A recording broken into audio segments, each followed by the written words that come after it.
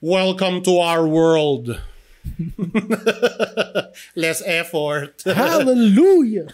Hallelujah! It's a new day. Ang sarap mag-resign, no? Sobra.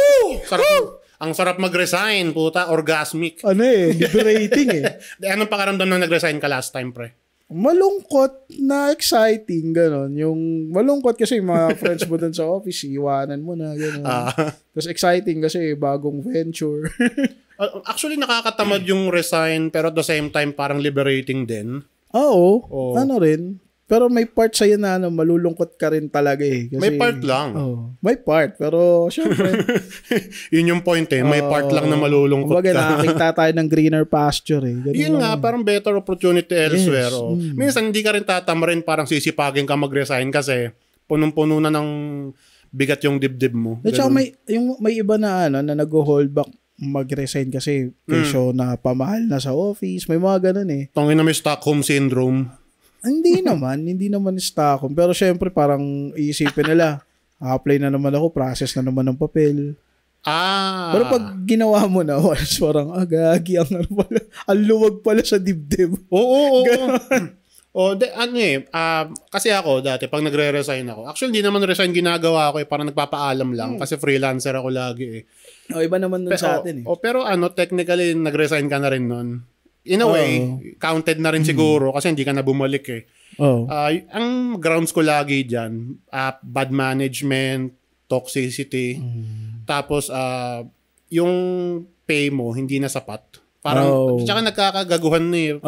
Kasi nga may corruption din, may padrino system. Different minsan factors. kasi hindi yung tao yung factor, yung mismong environment. Yung environment din. At saka pakiramdam mo, minsan hindi ka nabilong. Kaya aalis ka na lang. Pag ganun, putya, liberating eh. Parang nawala na yung occupation sa katawan mo. Nakahanap ka na mas makaka-appreciate sa'yo, ganun. Oo nga. Hindi, ako talaga never akong, tawag dito, never akong mag-o-object kahit kanino na magre-resign. Hindi. Sa akin naman, kung feel mo na kailangan mo na. Oo naman.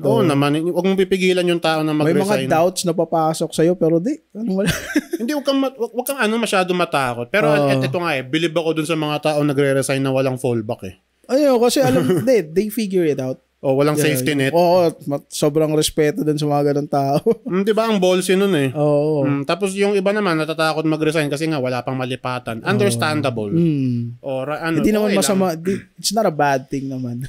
Not a bad thing, pero kailangan i-figure out mo rin kasi nga yung situation mo hindi rin okay for that moment, for those months.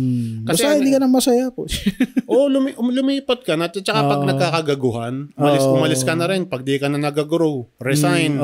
Kung sa tingin mo, paulit-ulit na lang din yung ginagawa mo. Hindi nga, pag wala kang, parang hindi ka na kasi nag-move forward eh. Para kang na-stuck. Ganun. Kasi may mga kumpanya rin na gustong manatili ka sa isang position lang.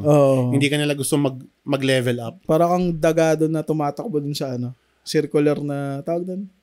Dun sa, ano nga bang tawag dun? Basta yung hamster na tumatakbo dun sa circular na object. I forgot takbo ka ng takbo pero wala kang nararating. Ganun. Applicable din kaya doon yung hinahabol mo lang yung buntot mo. Parang ganun diba? Din. Hindi ka nagpa-progress, ganun. Pero yung iba kaya nagre-resign dahil sa kahihiyan. May iba, may mga kwento ako na narinig. Actually, galing din sa'yo to eh. Na may nag-resign dahil dahil sa shame. Yung mga yung mga kabit-kabit shit. Sa kumpanya, no? Nagsiswitch. Nagsiswitch na mga partner. Let's just say I'm a switch. Gago. Pero very refreshing yung pagre-resign for me. Hindi siya mali. Hindi kasi yung iba na mga parents, no? Particularly mga Pinoy na parents, sasabihin sa'yo, ba't ka magre-resign? Hindi ka lang masaya, magre-resign ka na. Sa akin sa parents ko, hindi naman sila nag-object. Parang nag-gets nila agad. Tsaka maganda na actually nag-resign ako. Wala akong stress ako kasi wala akong fallback. Saan ako lilipat? Ganun. Sa una may ganung pressure eh. Pero nung nag-apply, tapos ayun, sudiwerte. Ayun. Wag na. Buti nga yun sa'yo. Ang kulit eh. Kasi di ba pagka-resign mo, the following week, may trabaho ka na kagad. Hindi. Ang nangyari na, in-invite ako for an interview. Tapos, Okay naman, nakapasa. Pero hindi ako nag-expect na matatanggap ako. Oo. Yung the day na nag-apply ako, tumawag sila na okay na daw. Oo. Pasado raw. Okay, sige. Babalik daw ako for final interview. Okay. Pucha, pagdating ko sa final interview, sabi sa first day mo na. First day mo na, final interview daw. Hindi kasi may kontra ka na, pirmahan mo na lang. Ha? Agagi, ang sarap nun. Sobrang, ang laking tulong, ang laking relief. Sobra. Para ka nabunutan ng tinik sa katawan. Yun nga kasi kadalasan pag ganyan, may anxiety tsaka nung nabasa ko yung contract, sobrang okay ng benefits. So, wow. Yun nga sinasabi ko. Hindi ko in-expect to. Huwag kayo matakot mag-resign. Ito sa akin lang naman to, Huwag ka matakot mag-resign kahit wala ka pang fallback. Kasi may dadating talaga. Kasi may darating may magbabounce back ka rin anytime. Maliban na siguro kung freelancer ka, mas mahirap yun. Magtiwala ka lang sa skill mo. Tiwala ka na lang sa universe. Hindi kasi, yung iba sobrang takot parang di nila alam gagawin, kaya kahit paghuhuna yung kumpanya, nandun pa rin sila. Minsan kasi minsan kasi alam mo yun na lang yung meron ka. Tapos pag umalis ka, marirealize mo na, overwhelming ng mga opportunity nagdadatingan sa'yo. Ang sarap kaya sa feeling. Ikaw na lang pipili Ayun. Ang sarap kasi sa feeling nung yung paglipat mo doon sa ibang company na na-applyan mo, natanggap ka. Yung appreciation sa'yo doon, hindi mo na kuha sa previous company na pinasukan mo. Hindi naman. Sa akin, ibang kaso sa akin. Parang... naman. Iba naman ko dun hindi, pero ganun yung sa akin dati. Nung lumipat ako ng ibang studio, mas na-appreciate ako dito. Hindi, naranasan ko din yan. Pwede ko pala maranasan to. Pwede ko pala maranasan to, yung ma-appreciate ako. Wala pala pwede pala to na hindi ganun ka-tight yung deadline. Yung ganun, Tapos ang bait ng PA. Mabait yung yung nasa production staff, ganun. Pero pag may ganung mga cases, minsan ka rin, magdududa ka rin kasi gaano kaya katagal to? Gaano kaya katagal na magiging masaya ako? Ang tawag sa ganyan, honeymoon stage oo, gago. Honeymoon stage. Mga first month mo parang, okay. So tumagal-tagal, parang, parang, gawin ko lang. Ito sa akin, parang di pa ako nag-expect na tatagal ako Pero so far, so good naman. Parang nandun na rin. Nandun, parang, hindi, importante, nung una kasi pag nag-a-apply ka sa ibang company, isang paa mo pa lang nakasampa. Nung natanggap ka, dalawa na. Parang, okay. Once na may contract na pinirmahan ka na. Yun. Ganun nga ibig sabihin. Ang sarap mag-resign, tuloy nyo lang. Resign na rin kayo. Ang sarap kaya may 1 week akong pahinga na hindi ako gigising ng umaga, na naghahabol ako sa oras. Papatayin ko pa yung alarm ko Wala nga pala akong work ngayon. Yes. Tsaka sarap ulam. Parang bumalik ka sa pagiging pagiging free. Pagiging bum. Kasi alam mo, pinaka nakaka-asar. Maglakad-lakad ng papel. Mga requirements, mga NBI, police clearance. Given na yun. Ano lang naman yung konting-konting sakripisyo lang Hindi, alam mo, nakakairita ngayon sa mga government agency ngayon. Lagi nilang sinasabi, online mo na lang. Hindi ka na nila asikasuhin. Tapos? Ang tanong ko nga dyan, paano kung yung senior citizen na hindi marunong mag-internet? Okay. Diba? Wala silang second option. Lagi sasabihin sa'yo, online mo na ba yan? Nag-online ka na ba? Inaasa. Nagiging tamad na sila. Inaasa sa online. Sorry sa term Parang tamad din yun. Inaasa na nila Di may ibang may mga ibang opisyalis din talaga sa government branches talaga asshole. Yung parang pag pumila ka pa lang, parang asar na asar sila sa idea na nakapila ka. Ba't ka pa nandyan? Diba? Umalis ka na dyan, di ba? Palitan ka na lang na mas bata, na enthusiastic pa sa trabaho. Hindi ko alam Ba't pero hindi naman laging ganun yung case. Pero kapag may nakaka-encounter kang ganun, sarap manakit ang sarap. Ang sarap ihain. Sarap mangarat na lang sa mo. Ang sarap balian ng leeg joke lang. joke lang. Hindi kasi naglalakad ka lang naman ng requirements, doon pa lang hassle ka na diba? Tsaka karapatan mo yun Oo nga. Naranasan mo na rin ba mag-awol dati? Oo. Ay, gagi, kasabay pala kita dati. Nag-awol tayo, di ba dati? Ang sarap sa feeling tangin. Pero yung pag-aawol kasi rebellion yun At saka freelance naman tayo. Yun nga Actually, technically, hindi naman dapat i-count as AWOL yun Hindi naman. Diba? Kasi wala na rin naman silang maibigay sa atin na project. Ano pang gagawin natin? Alam mo, nakakainis kasi pag freelancer ka, tapos umalis ka, sila pa may gana magtampo sa'yo, kahit wala naman silang maibigay na work. ganito sistema ng animation studios dito eh. Sabihin na natin. Sige. Ganito sistema dito eh. Bibigyan ka ng project. Matatapos. Tapos pag, halimbawa, may sabihin na off-season, wala pang project. Syempre ikaw freelancer, hindi mo pwede sabihin sa Meralco Bills mo na, ay, off-season, wala kaming project eh. Maghanap ka sa ibang studio. Ang problema, nagtatampo sila. Tapos halimbawa, bumalik ka. Sasabihin sa'yo, bakit wala nang show doon sa kabila? Tapos parang, problema mo. Yun nga, freelancer nga kami, di ba? Freelancers kami. Doon ako natatangi kasi sila pa may gana magtampo sa'yo pag umaalis ka. Hindi mo kami mabigyan ng project. Wala kaming livelihood pag wala kaming project. May iba kasi ang gusto nila magstay ka kahit wala ka nang ginagawa. Di ba? Ano gagawin mo doon? Nanganga ka lang. Output-based pa tayo nung time na yan. It's not always the case Yung iba talaga wala lang mabigay kaya hayaan ka na lang umalis. Yung iba talaga, hindi naman to policy ng isang company. Parang passive-aggressive na pag umalis ka, okay, sige, pero masama loob. Oo, hindi siya related sa company mismo. Pero tingin ko dun sa individual lang na yun, dun sa isang employee na nagmamanage sa inyo, siya yung mismo nagtatampo. Pero yung mismong head ng mga company, naiintindihan ka. Parang parang kasing tingin nila sa'yo, baby ka nila. Tapos pag-aalis ka, nakakatampo. Ganun yun. Pero sila kasi, fix yung salary nila. Hindi tulad sa atin nung time na yun na output-based tayo eh. Kaya nga sa workload mo yung sahod. Hindi naman to, hindi to secret. To our fellow animators, alam naman na nila yan. I would say, siya, open secret. Ganun. Kumbaga, elephant in the room. Oo nga. Hindi ko alam kung open na pag-uusapan din yan. Siguro may forums. Siguro tayo. Hindi yung reality sa ibang countries eh. Kapag related ka sa animation industry. Any art related naman. Kahit sila, problema rin sila sa mga sa buhay freelancing nila kasi matindi ang competition. Sobrang tindi. Pero yun nga, kung gusto niyo mag-resign, go ahead. Ang sarap. Ang sarap sa feeling. Hindi ka gigising ng madaling araw. Hindi, pero dati naranasan ko nung one time nag-resign ako sa isang company. Gagi, ramdam ko yung pagod ko. Nung nagpahinga na ako, nakatulog ako siguro 1.5 day. Yung may inalisan tayong studio, di ba? Hindi pa, iba pa yun. Yung sa akin, nung pag-resign ko, the following day, natulog lang ako magdamag. Tapos nagising, di ba, Friday kasi yun. Nakatulog ako ng madaling araw na ng Sabado. Nagising ako kinabukasan Sunday ng hapon.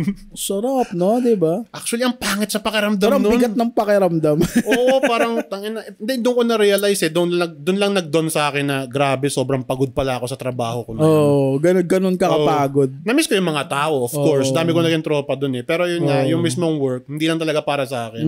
Hindi kaya ng katawan ko. Tsaka babalikan ka ng katawan mo pag mas matanda ka na eh. Ganyan din pag 30s mo. Ganyan din may inalisan tayong studio nun. Nung umalis ako, doon ko naramdaman na, putya, ganito pala ako kapagod. Yun nga. Sink in sa'yo bigla.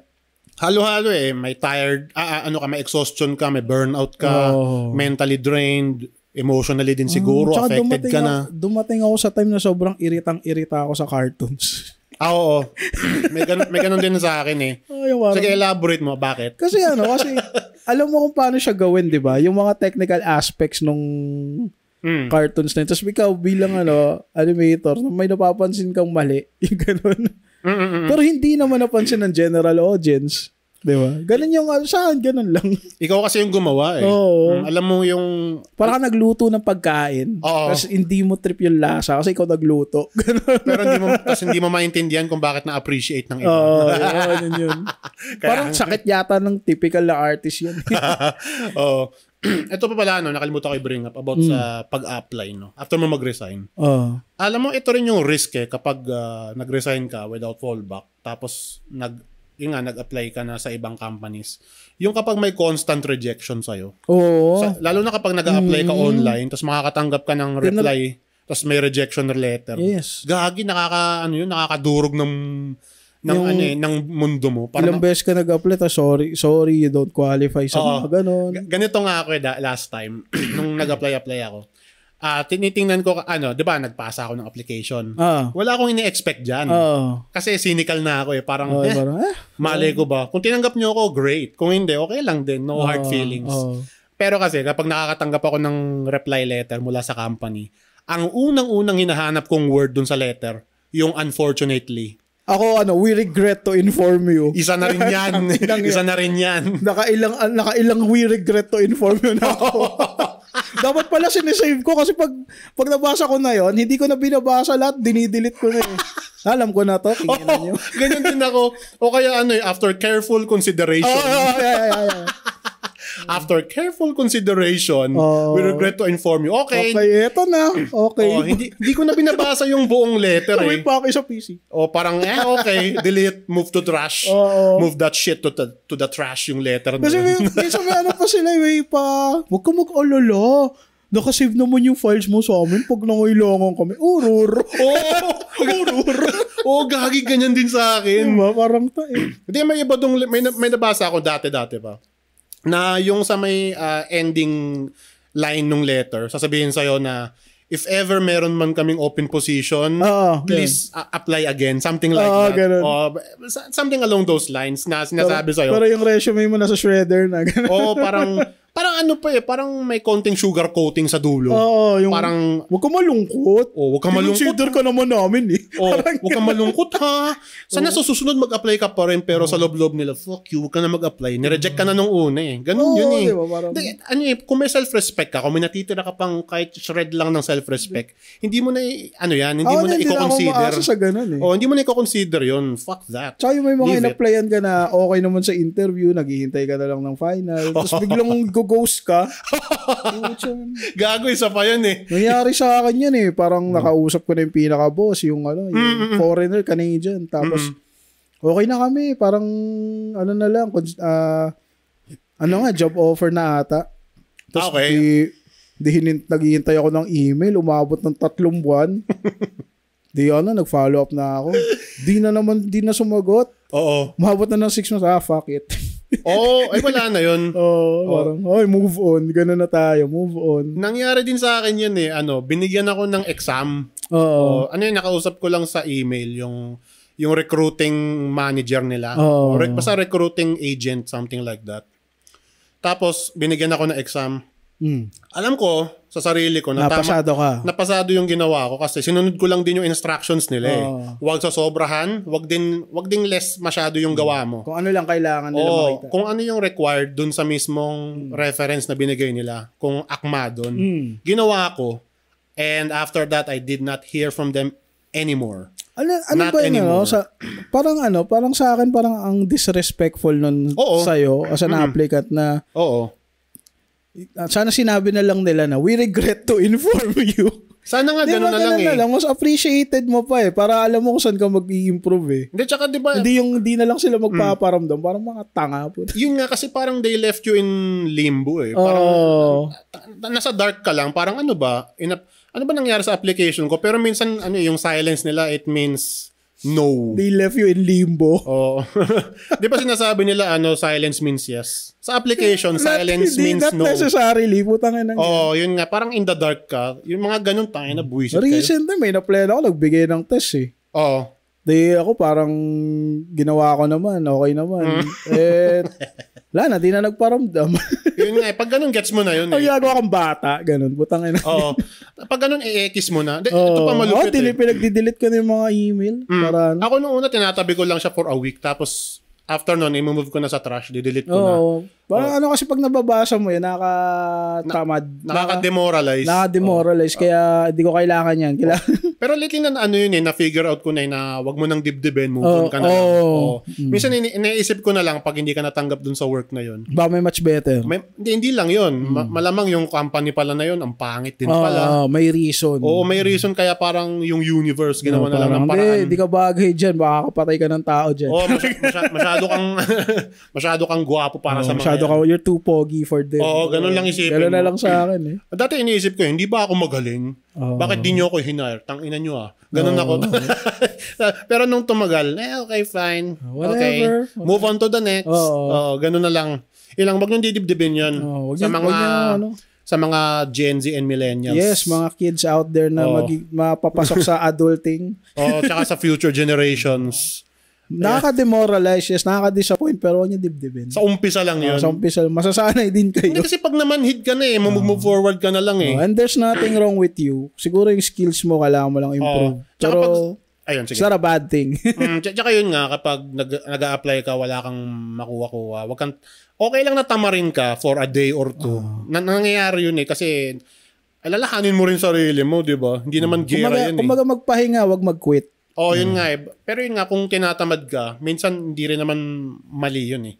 Kasi nga, parang nag-run out ka lang ng enthusiasm. Parang low bat lang yung battery mo, kailangan mo mag-charge. Yun nga, pag ganun, go out, touch grass. Shout out sa mga kabataan dyan. Mag-aral kayo mabuti. Kala ko i-reference mo eh. Dude, wag na tayo magre-reference ng mga ng mga bobong nagte-trending sa Facebook. Hindi, ang tanga eh. Seryoso ka na eh. Hindi seryoso. Napapagod na ako sa ganyan. Ako din eh, umay na. Pinapasikat nyo na naman yung mga lintik na yan eh. May mga bugagatasan na naman yung mga dudong black. There's nothing wrong with being lazy. Ang sarap kaya maging minsan, parang, there's nothing wrong with being lazy for a long time. Hindi, kung alam mo naman sa sarili mo na you work hard for yourself, hindi ka lazy pag nagpahinga ka. Hindi mo consider pagiging tamad yun. Nagpahinga ka lang. Nag-charge ka lang ng battery mo. Yun lang yun. Ganun nga. Nag-run out ka lang ng, ng energy mo sa loob. Hindi ka naman makina eh. Makina nga eh. Nasisira eh pag na-overuse eh. Tao pa ba? Tao. Hindi kasi diba, ang masyadong frowned upon yung yung pagiging tamad eh. Kasi tingin nila sa'yo batugan. Pero ang reason kasi kaya daw talaga tayo tinatamad kasi parang wala tayong nilulook forward. Yes. Ganun yun eh. Minsan cynical ka na sa future. Yun nga eh. O kaya pessimistic. Pessimistic ka na. Mas worse yun. Kasi feeling mo sobrang dark na. Wala na. Wala hopeless talaga. Nun. Parang yun nga, tingin mo sa mga tao motivated by their own interests. Ganun. Hindi, totoo. Minsan ang sarap kaya tumunga nga, tapos bigla may mag-sink in sa'yo, tapos bigla may marirealize ka na idea. Ganun yun eh. Minsan may product din yung pagiging lazy natin. I don't know if you would agree. We stand corrected sa mga sinasabi namin dito. No! We are right. We are narcissists. Tangina, bad trip ako sa mga ganun tao. Yung narcissist? Pag nakikipag-reason ka lang ng civil, tangina, igagaslight ka pa, ikaw pa yung sasabihing mali, gago ang puta. Alam mo yung nakikipag-engage ka lang sa civil discourse. Hindi kasi online, hindi naman to lingid sa kaalaman ninyo, no?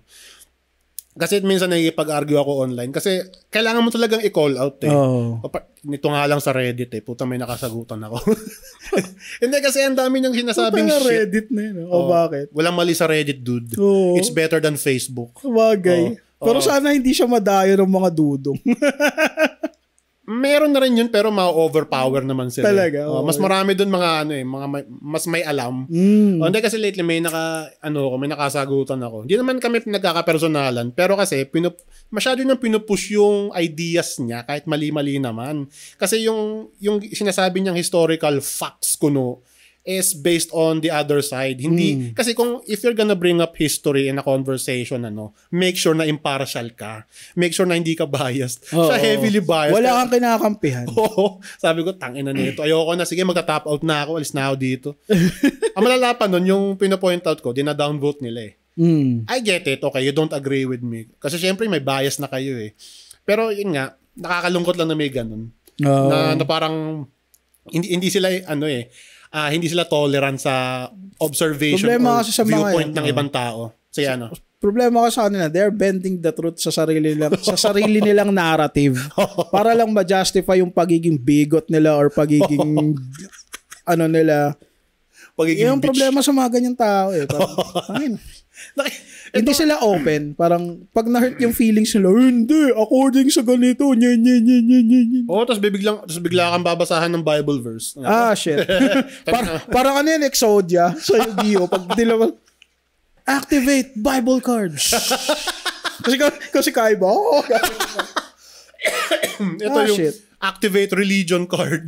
Activate. Wala na. According to my religious feelings na na-hurt mo, I am bending the truth to my own narrative. Hilarious. Ang problema sa kanila eh. Hilarious. Yun nga, it's quite shocking to me na nag-exist pa rin sila hanggang ngayon. Kasi parang wala silang parang hindi sila natuto eh. Yun yung napansin ko eh. Basta ako, I stand corrected din sa mga pinagsasabi ko. Kami dito. Disclaimer lang. Hindi. Kasi minsan nga, di ba, may mga mali-mali rin akong nasasabi. Hindi ko sinasadya yun, syempre. Oo nga, last time eh. Yung methane gas pala yun eh. Di wala man lang research. Kwento ng kwento, hindi nagre-research. Yung sa gas na galing sa Poso Negro. Methane pala yun. Okay lang puta. Hindi kasi minsan pag may i-bring up kang topic in any conversation, mapapodcast man o hindi, pag off the top of your head, hindi mo naman hindi mo rin masisiguro na super accurate nung nasabi mo. Pero you know what you're trying to say. Lumabas lang yung mali sa bibig mo. Nangyayari sa akin. Masaya nagtatangtay tayo dito eh. Itong nag-slur na ako ng words. Hallelujah! Hallelujah! It's a new day. Okay. Idol mo ba si Bamboo? Kanina ka pa eh. Oo. Bamboo kasi sound trip ko kanina papunta. Kaya pala. Hallelujah. Oo. Dati may kwento ko. Teka, painom muna ako. Salta ka muna dyan. Tungkol saan? Anong kwento mo kay Bamboo? Hindi tungkol kay Bamboo. Okay. Pero tungkol sa isang hater ni Bamboo na nakilala ko nung high school. Okay. Ano kasi siya? He's a good guy. Ano siya? Tumutugtog siya dati sa school namin. Religious songs. Tapos napag-usapan namin si Bamboo yung kanta niyang Hallelujah. Ang sabi niya, sobrang immoral daw ni Bamboo. Kasi yung salita daw na Hallelujah, it's holy. I mean, okay, I get it from a Catholic person's perspective, from a Christian person's perspective. Okay, I get that. Pero kasi, tingin ko masyado lang niyang demonize yung paggamit ni Bamboo ng salitang Hallelujah. Kasi it's an expression din also. Yun nga, holy expression. Parang ganun yung intindi ko eh. Buti din niya narinig yung kanta ni Bamboo na Judas. Panigurado. Iiyak yun. Oo. Pumasainom na ko na siya. Tugtugan mo sila ng gorgorot, no? Yung mga 6 feet under. Dying fetus. In a skullfuck. May ganun bang band name, Skullfuck? Hindi, kanta ng Dying fetus yun. Yun. Minsan ang gago rin ng mga mga pangalan ng metal eh. Sa Cannibal Corpse, I Come Blood.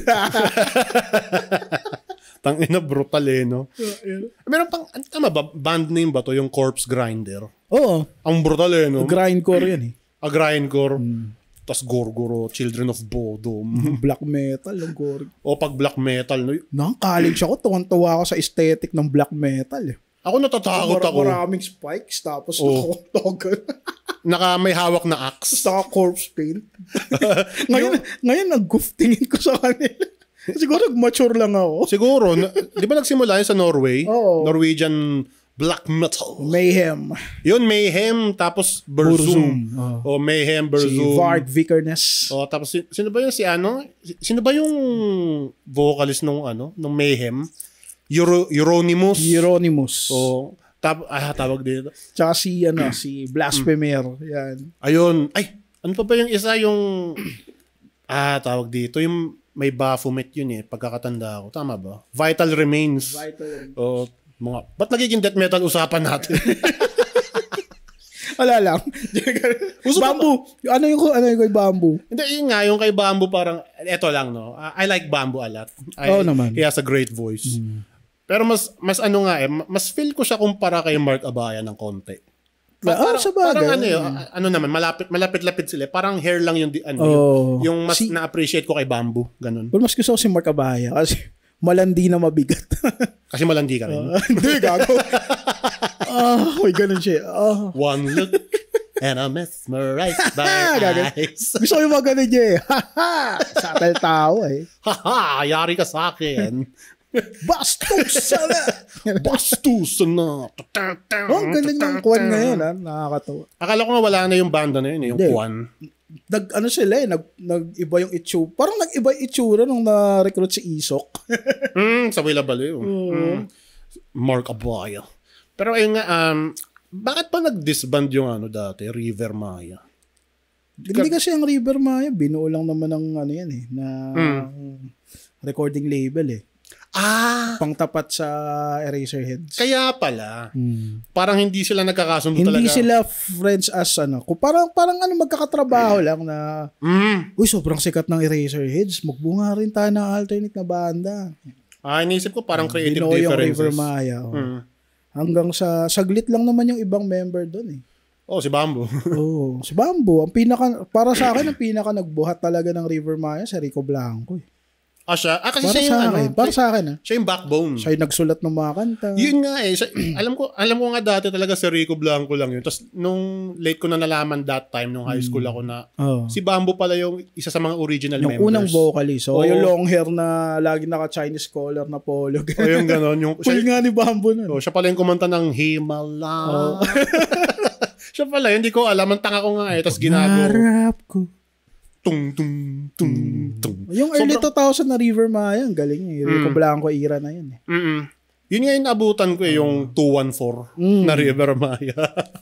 River Maya, how did they come up with that name, that band name? Hindi ko lang. I don't know. River Maya.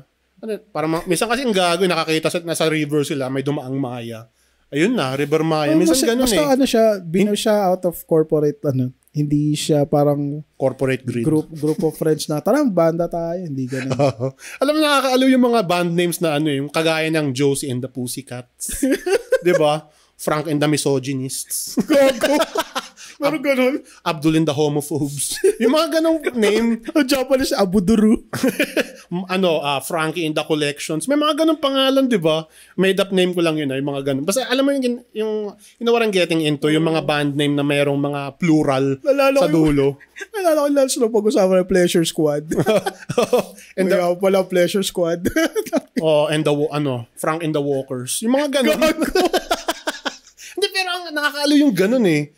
Yung mga ganung band names. Nakakaaliw mag-isip ng band names eh, no? Oo, hindi kasi siya, para siyang name generator pero sa utak mo.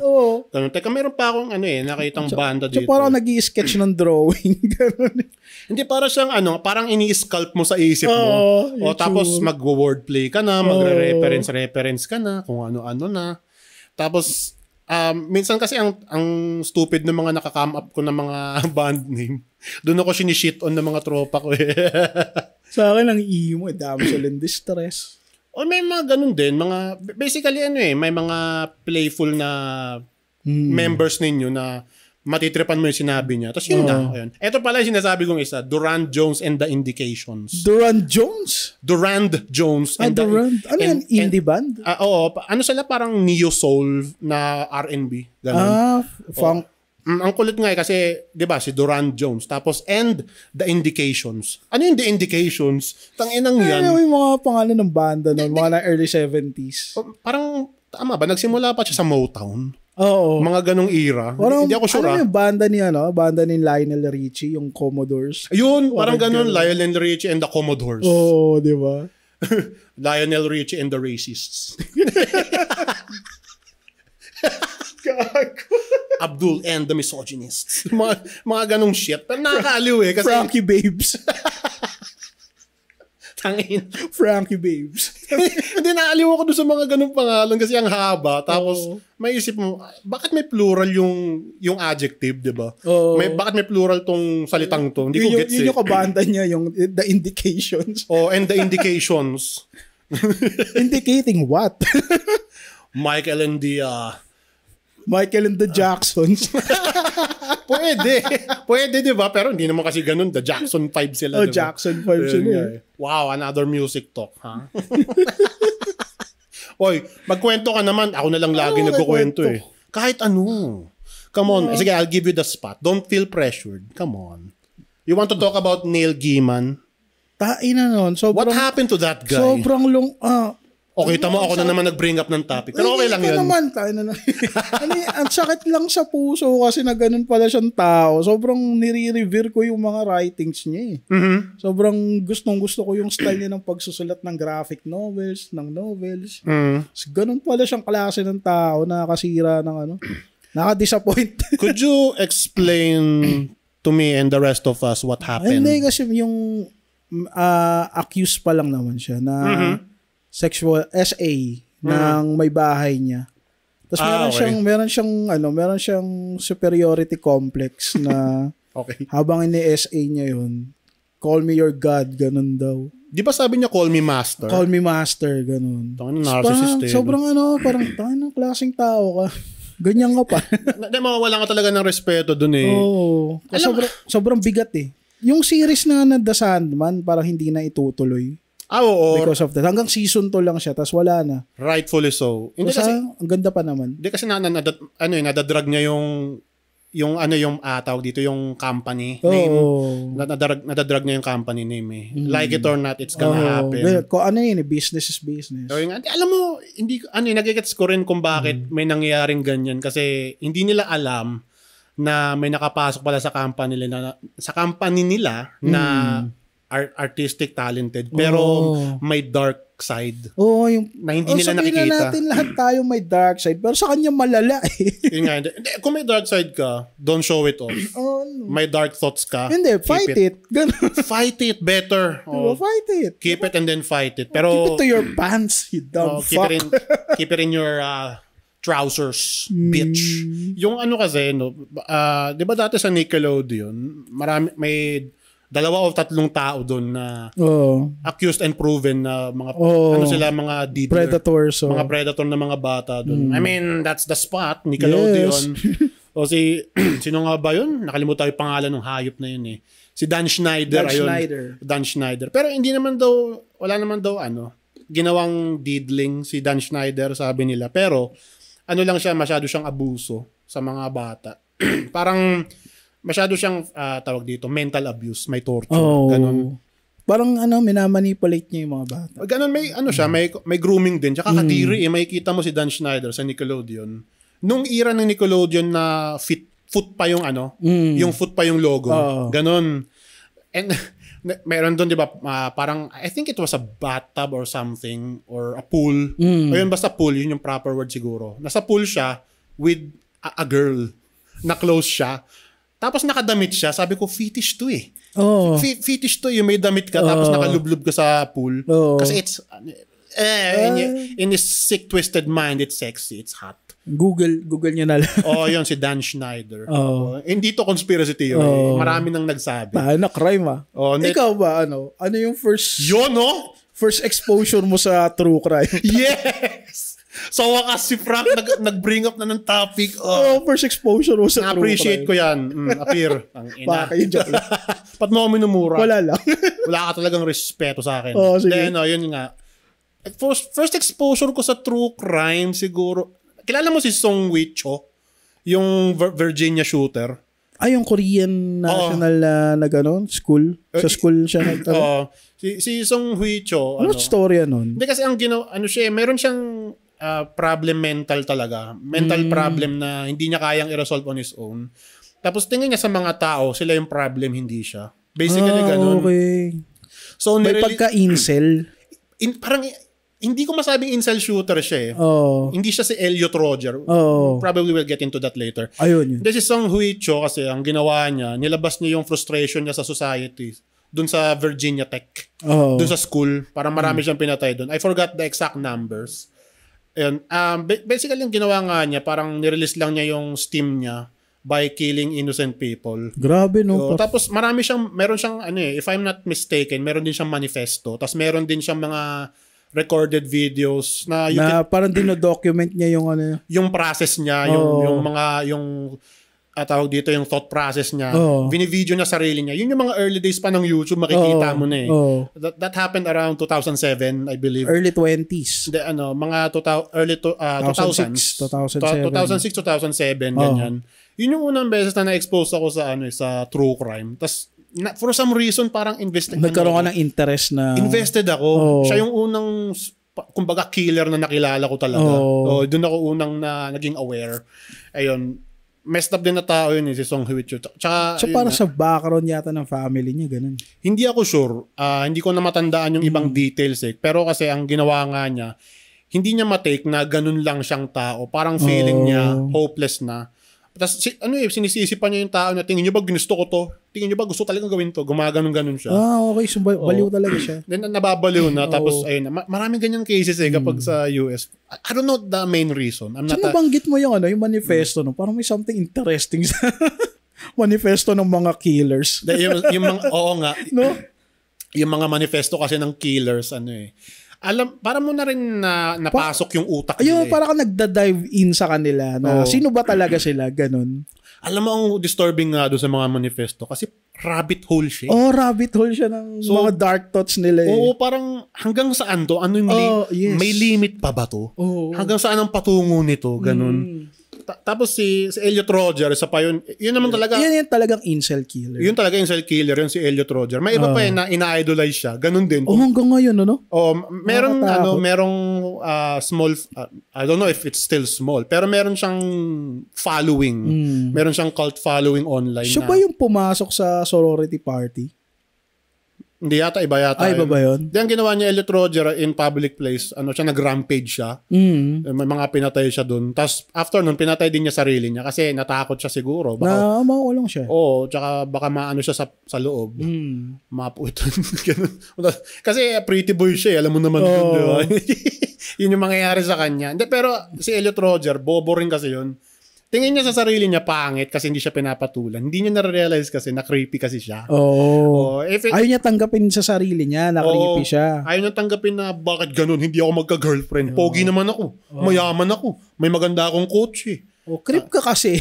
Creepy ka kasi. Kaya ayaw sa'yo ng girls. Tsaka pag di ka trip ng girls, move on to the next one. Diba? Tapos improve mo sarili mo para meron kang impression dun sa nag-reject sa'yo na sayang, di ko siya sana tinuloy ko. Diba? Actually, mali nga yung yung appreciation sa kanya kasi tingnan nyo to, idol natin to, si Elliot Rodger. Mga fellow incel. Yung mga babae talaga na yan, mga arte yan, dapat sa kanila mamatay. Heil Elliot Rodger. Mga ganun sila siguro. Mga bobo yun eh. Mga siraulo. Hindi ako naawa kay Elliot Rodger. Na bad trip ako eh. Ako din eh. Sa totoo lang. Nandamay ka ng inosente kasi hindi ka makaiyot. Dahil lang sa insecurity mong hayop. Dahil hindi ka makaiyot ng kung sino mang gusto mo. Actually, kaya niya eh. Kung lang sana siya, nag-hire siya ng prostitute, baka nasatisfy siya. Loser eh. Mayaman siya eh. May tsura naman siya pero bobo. Tangin ng tao yun. I have no remorse. Sana may umihi sa puntod niya ngayon. Ina niya. Sana may tumae sa puntod niya. Kapot-tapotahan siya ng putang ina niya. Alam mo, surprising walang ganun dito. Buti na lang. Sa Pilipinas, walang... mahal ang baril dito eh. Yun nga eh. Hindi naman... Tsaka mahirap bumili ng baril dito sa Pilipinas. Ang hirap i-conceal. Tsaka wala naman tayong amendment. Wala tayong amendment about that. Sa weaponry and ammunitions. Diba? Marami kang lalakarin. PTC, ballistic. Hindi, pero recently nga may nakita akong nagsuntukan sa school. Video I think it was in a province here in the Philippines. Fairly recently lang. Di ba nagsusuntukan sila? Silang dalawang lalaki. Yung isa, may hawak pa lang gunting. Tapos sinasaksak niya sa batok yung kaaway niya. Makikita mo yung dugo, ang dami doon sa uniform ng lalaki, ng bata. Sabi ko, wow, ganyan ng measures na yun na yung inabot ninyo. Tapos, dahil lang sa asaran siguro. Tapos ang chismis pa, pinag-awayan daw nila babae. Diyos ko. Yeah. Alam mo, nabababuhan ako sa ganun. Yung nagsusuntukan dahil sa babae o sa lalaki. Babobo nyo, gago. Nakakainis. Sa naman, parang sa galit siguro. Out of anger. Pero yung mananaksak ka. Iba na yun. May may... Sobrang loser mo. Hindi kasi ang hirap sa kanila, hindi nila sinusort out na, hindi na masaya sa relasyon natin, gusto ko na ng iba. Puta na kasi mga bata ngayon, ang problema, magka-jowa eh. Hindi yun nga, tsaka bakit nila kinoconceal sa karelasyon nila na ayaw na pala nila, di ba? Yung edad tapos ko na yun, yung mga edad ko na yun, yung mga ganong edad, ang problema ko, paano matatalo ni Eugene si Taguro eh, putang ina. Shit, maglalaban na si Naruto tsaka si Neji. Ganun lang kababaw, di ba? Ganun lang tayo kasimple. Nakagat ni Orochimaru si Sasuke. Hindi, social media has something to do with that. Yes. That's for sure. Tsaka, parang ang quirky rin ng natin ng viewpoint natin sa life eh. Problema rin kasi sa social media, nagbibigay sila ng maling impression pagdating sa romantic shit. Nagbibigay sila ng ideal. Nakakala ng mga bata, yun yung ideal. Dati may na rin ako dyan eh. Meron na rin akong ganyang thought nung mas bata ako. Kasi parang nakaka-pressure kapag yung mga kaklase mo, may mga girlfriends. Peer pressure na. At saka feeling mo parang hindi ka nakakasabay. Ganun yung pakaramdam eh. Kaya siguro, lalo na ngayon, in this day and age, mas may isip nila na kailangan may relasyon sila. Kasi it makes them feel better. Tapos konting argumento, magbe-break. Ayun nga, ganun kababaw. Kasi takot sila sa problema nila ayusin. Doon lang sila sa magandang side. Dati nga sa school namin, may mga nag-away talaga na dalawang lalaki. Alam ko nagsuntukan din yata dahil sa isang babae lang.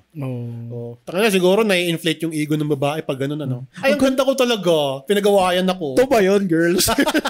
Haba ng hair ko. Hindi, gago, narcissist ka lang. Tanga. Hindi naman siguro lahat. Hindi nga lahat, pero ang pangit nun. Pero time na yun, siguro. Hindi, ano nga ba? High school puti. Mga high school Rowdy yung mga bata ng high school ng high school natin. Kasi wala pang social media nun Wala pa silang... Meron na rin. Pero hindi siya kasing rampant. Friendster, Hindi, sa'yo. Pero high school ako... Anong era mo? 2004, 2005. Hindi ko pa kilala yung nun okay lang yun. Hindi ko pa kilala yung Friendster nun tsaka Multiply oo nga. Oo nga, no? Oo nga pala. Ang alam ko lang sa internet mga shock sites. Ay, gago. Tangina, Ogrish. Rotten.com. Tangina. SnuffX. Gago yung SnuffX. Pinaka-brutal yun. Oo, guys. Tangina, SnuffX.com Doon ka na-expose sa mga putangina. Yung pala itsura pag dadurog yung ulo. Dati, pinaka-na-disturb ako na nakita ko sa Rotten.com. Siya? Ulo siya na tumama sa hélice ng helicopter. Hindi ko lang, yun yung description Tapos nakita mo, obliterated yung ulo. Yung durog talaga. Yung cranium mismo, yung tuktok, fuck. Tapos sa ogrish.com naman, basically sumikat ang ogrish.com dito dahil sa mga beheadings beheadings yung mga Taliban. Mga Taliban terrorists, mga ganyan. American soldiers na POW nila. Tapos doon ko rin nakita yung sa Abu Ghraib prison. Yung sa Iraq, yung tinotorture ng American soldiers yung mga Iraqis, yung mga Arabs. Kasi napagbintangan silang terrorists, ganun. Tangina, di makatao parang umpisa pa lang nung ng diwa mo sa mundo. Puro darkness na nakita mo. Tapos nilalaro Horrors of War tapos nilalaro ko pa nun, puta, GTA, may violence din. Counter, may violence din. More on fighting games Gaya ng Street Fighter, okay. Samurai Showdown. Naman yun, tingin ko less hindi naman siya harmful. It's just fun. Pero yung GTA, iba yung atake nun back then. Hindi kasi may chainsaw sa GTA. Pwede mong i-chainsaw massacre. Tsaka random people, pwede mo patayin. Di ba dati madalas may argument na yung video games daw, na yung video games daw nagkakos ng violence among the kids, among the children. Pero nasa upbringing mo naman yun nasa upbringing. Ang dami ko nilarong violenteng laro. Hindi naman ako violente I'm such a gentle giant. Di ba, Frank? Umuo ka na lang? Oo. Tangina. I'm gentle giant. Pero kasi parang siguro iniisip ng mga mga against sa video games na akala siguro ng mga nakakatanda. Hindi kasi para tinuturuan tayo maging violent ng video games. Para siyang corruption of a mind. Yes, corrupting the minds of the children.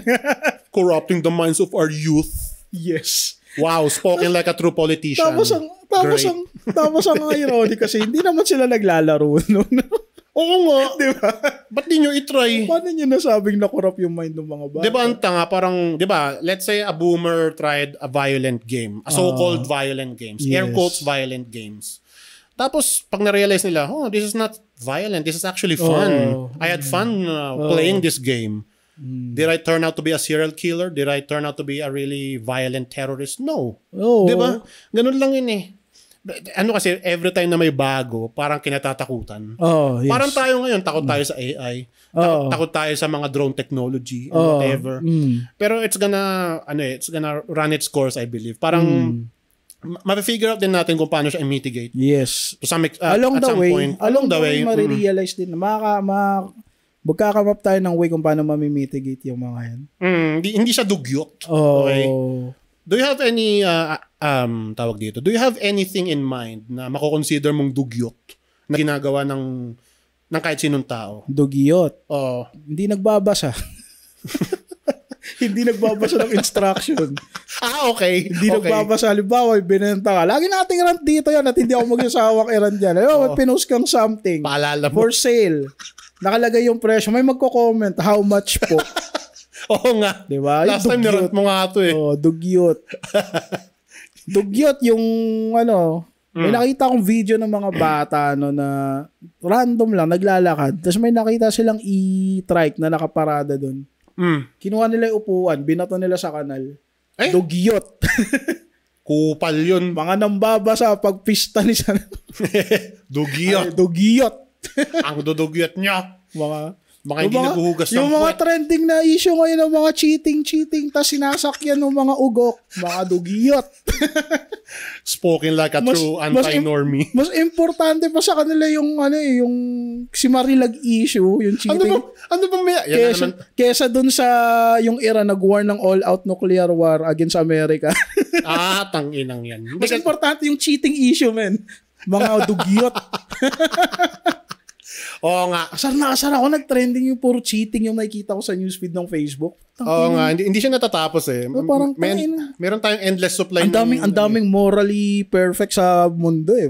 Daming morally superior. Daming morally superior na Pinoy eh. I'm morally superior than you. So deal with it.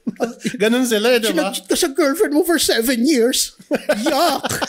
Makita mo putang ina yun. Alam mo, dito ko nga lang nalaman na it doesn't necessarily mean na kapag dugyot ka, madumi ka lang. You're just unpleasant to look at. Unpleasant to listen to. Alam mo yun, yung parang galit na galit kayo dun sa cheating issue. Dapat nga mas galit kayo dun sa sa mas malaking nangyayari ngayon eh. Pero anyways, Pinoy kayo eh. Well, they think it's outrageous eh kasi affected na naman sila. Kaya nga, parang putang ito yung dugyot para sa akin Isa lang muna siguro. I could not think of something else at the moment. Pero bakit yung traffic law natin ang fucked up? Kasi 'di ba? Padrino system. Hindi lang 'yon. I mean yung halimbawa, 'di ba, may tanga-tangang kamoting rider. Yes. Nakamotor. Siya yung may kasalanan kaya nabangga siya. Tapos kasalanan pa nung nabangga niya. Kasi nga pananagutan pa nung nakakotse, ganun. Dugyot. 'Di ba ang dugyot? Tsaka yung mga rider sa Marilaki, mga dugyot. Mga bullshit eh. Nakakainis eh. Gago nung dumaan kami dati sa Marilaki. Tangina, ini-stare down kami ng mga nakamotor yung mga naka-rider one. Yung mga naka-jet ski. Nakakala mo naman, kanila yung kalsada eh. Hindi parang nung dumating kami doon, ba't kayo nandito? Teritoryo namin to. Ang sama ng tingin sa amin talaga. Kasi nakabike lang kami. Tsaka yung sila nakamotor. Isa sa nagkakos ng mga aksidente dyan, yung mga bugok na vlogger din. Oo nga, oo. Mga poor man's nightcrawler. May aksidente, video. Maraming ganyan. Putang ina nyo. Mga dugyot. Maraming ang ganyan. Dapat mawala na kayo sa Marilaki. Napakaganda ng kalsada eh. Siguro kung nawala sila, wala na rin kamote dun, no? Tingin ko solution dyan, concrete barrier sa gitna. Doon sa sharp. Ay, oo. Tignan na, makabanking kayong mga ugo kayo dyan. Yun nga. Tsaka nakakainis, pasikat yung hinahawakan yung sahig. Parang mga tang. Tapos may sparkles na lumalabas. Mga kamote. Alam mo kasi, kung mag-exhibition ka daw ng ganun. Sa racetrack ka? Sa talaga? Sa flat surface. Tsaka doon ka sa racetrack. May mga lugar para dyan eh. Kasi nadadama yung mga nakikidaan lang. Paano kung ikaw, halimbawa, naka 4 wheels ka, normal yung takbo mo. Gusto mo lang dumaan doon kasi may pupuntahan kang lugar. Bigla kang sinalpok ng motor, patay yung rider. Kasalanan mo, di ba? Bad trip nga eh. Kaya sabi ko, dugyot nung traffic law na yun eh. Yung regulation, talaga nakaka-frustrate eh. Yun nga, ang pangit lang nung vibe nung Marilaki nung una kong daan. For the first time. Kasi ang daming dugyot. Yun nga, ang daming mayayabang doon. Mga nakatambay doon sa sharp curve, alam ng delegado, doon patatambay. Hindi kasi mga dugyot eh. Ang dami kasi mga Pinoy kasi, no? Ang hiling nila sa mga daredevil tactics eh. Yung mga talaga, tawag dito, mga hardcore. Gusto nila daredevil sila eh. Tapos pag nakaksidente, Gcash. Kakatok po kami sa inyong mga puso. Di ba last time, di ba, parang walang nag-sympathize doon sa na-aksidente kasi yung nag-Superman. Kasi pagod na yung tao eh. Pagod na sila sa bullshit na yun eh. Ang sayang sama, nung nakita ko yun, buti nga. Gago, dark. Kasi, kina kasi, parang, salang kayo gagalaw pag may namatay. Di ba? Tapos, last time lang may tawag dito? Parang nag-gather yung mga kamote doon, tapos make Marilaki safe again. Tapos may mga bumabanking doon. Tangina nyo, mga dugyot. Babaho nyo. Make Marilaki safe again. Parang maga ang puta. Ang puta. Parang Make America Great Again. Ano yung magsiselfie pa sa gitna ng kalsada, parang mga tanga. Hindi, kasi nga, masarap ang bawal. Ganun yun. Masarap gawin ng bawal. Hindi. Hindi lang sila aware sa batas. Bobo lang talaga sila. Oo, maraming, totoo, I would argue, maraming... Pero ignorance of the law spares no one. No, excuses no one. Yes. Yeah, boy. Anyway, should we conclude this episode now? Or, ano ba? Baka may gusto kayo bring up. Okay, I'll give you the spot. Yun lang, nagrant na ako dun sa mga bobong riders sa Marilaki. Galit na naman tayo ngayong episode. Gawin natin ano ba nakaka-trigger sa'yo? Nakaka-trigger sa akin? What triggers you the most? Mga bitch. Mga bitchesa. Joke lang. Joke lang. So, injustice talaga. Hindi, siyempre, given na yun, injustice. Pero ayoko lang yung yung mapalalaki, mapababae, yung inaartehan ako. Naiinis ako eh. O parang nag-grind yung gears ko. Nag-short circuit ako. Kasi ka na eh. 30-something ka na eh. Wala ka ng time sa bullshit eh. Oo nga eh. Parang, ba? Makikipag-usap ka ba ng matino? Hindi. Alis na ako. Let's cut to the fucking chase. Ano bang gusto mo? Yun nga. Basically, mapalalaki, mapababae, pag nagiging bitchesa sa akin, di na kita kakausapin. Ganun din sa akin din. I hate you na. Pag na-off ako sa isang tao ngayon, parang, kahit pa ma-ordain na pari yan, wala akong pake. Kahit maging pari ka, nagbago ka na, hindi, kupal pa rin tingin ko sa iyo. So hindi ka naniniwala sa reformed? Hindi. Lalo na pag sa akin. Minsan hindi totoo. Minsan hindi siya... May mga reform na story na, alam mong mali ako, sige, sorry, ganun. Pero, basta pag may first impression ka sa akin. First impression lasts. Ganun. Sa ngayon, ewan ko lang. Sana mabago ko to. Kasi mali. I would say may konting mali rin. Kasi minsan parang nag-a-adjust naman sila. Everyone deserves a second chance. Not for me. But not a third one. But not a third chance. No chance in hell, baby. Okay, let's end this right now. Thank you. Ayun, ano pa ba? Ayun, maraming salamat. We shall be back. Make Marilaki safe again. We shall be back sooner or later. We don't know. Yeah, and we're out.